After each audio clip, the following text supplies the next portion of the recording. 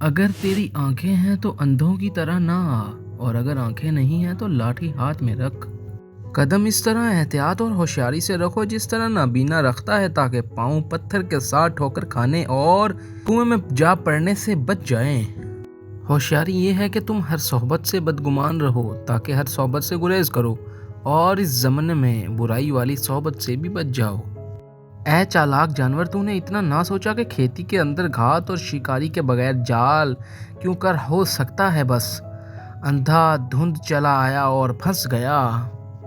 جن لوگوں نے زمین میں گستاخانہ قدم رکھا، ان کا حشرتناک و عبرت ناک انجام معلوم کرنے کے لیے ان کی ہڈیاں اور کھوپڑیاں بکھری ہوئی دیکھ لو۔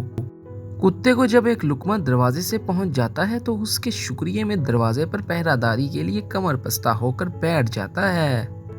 چکنی چپڑی غذا وہاں سمجھو جہاں غذا پا کر روح کوئی ہو جائے اور روحانی کمالات حاصل ہوں۔ تیری ناشکری اور احسان فراموشی نے مرشد کی صحبت میں وہ تیرا فیض کا شہد پینا یاد نہ کرنے دیا۔ کتے سے کم رتبہ نہ بن، اگر تو اصحاب کہف کے کتے کا ہم رتبہ بن گیا ہے تو اسی دروازے کا طواف کیے جاؤ جس نے دہانہ غار کو نہیں چھوڑا۔ بدگمانی وہاں لے جاؤ جہاں کوئی تجھ سا ناقص العمل اور بدعہد ہو، تو اپنے جیسے کے پاس جا کر جوڑی دار بن جاتا ہے۔ نفس تین پہلو والا کانٹا ہے، اس کو جدھر سے بھی رکھو چبھے گا۔ اس کے زخم سے تم کب بچ سکتے ہو؟ جس مرد کے پاس خوبصورت بیوی دیکھو تو سمجھ جاؤ اس کا گھر ایک باغ کی صورت ہے، کیونکہ پیاری بیوی جنگل کو بھی گلستان بنا دیتی ہے۔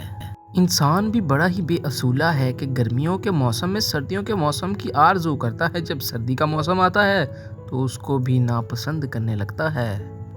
سونا کھوٹے سکے کے اوپر سے اتر کر اپنے معدن میں چلا جاتا ہے، تو بھی اس معدن کی طرف جا جہاں وہ جاتا ہے۔